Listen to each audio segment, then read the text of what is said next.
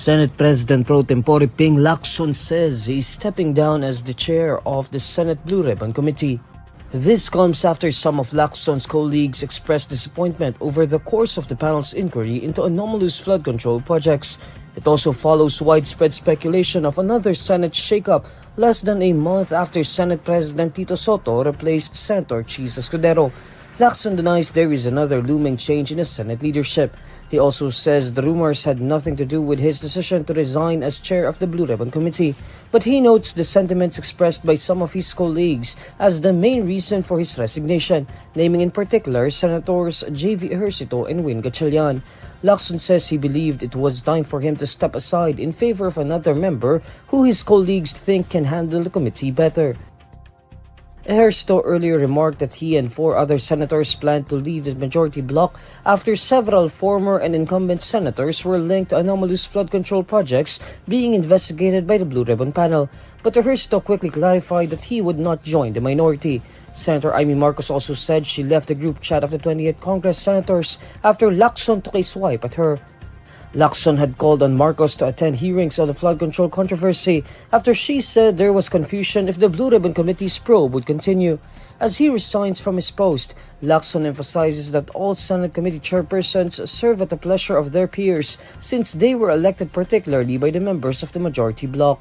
But Lacson also emphasizes that his resignation will not stop his continuing fight against corruption. Senators weigh in on the call for a snap election, with Senate President Sotto warning that the proposal will only bring chaos.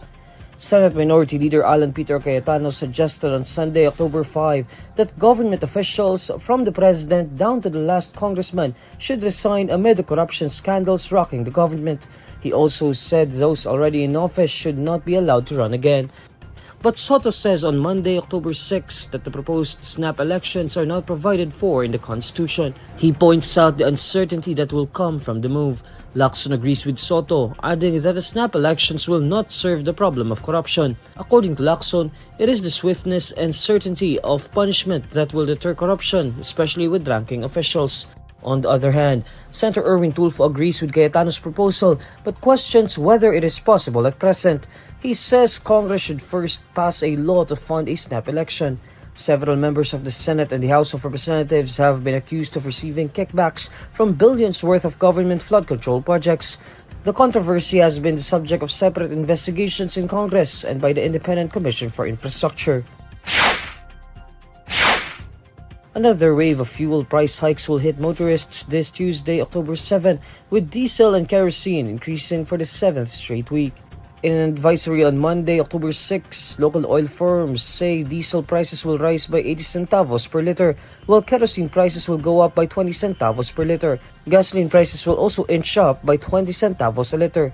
Industry sources said last week that the expected increases could be attributed to the market's fears of supply shortfalls, especially amid Russia's partial diesel export ban. Another major factor affecting prices was the new U.S. sanctions against Iran over allegedly failing to comply with its commitments under the 2015 nuclear deal.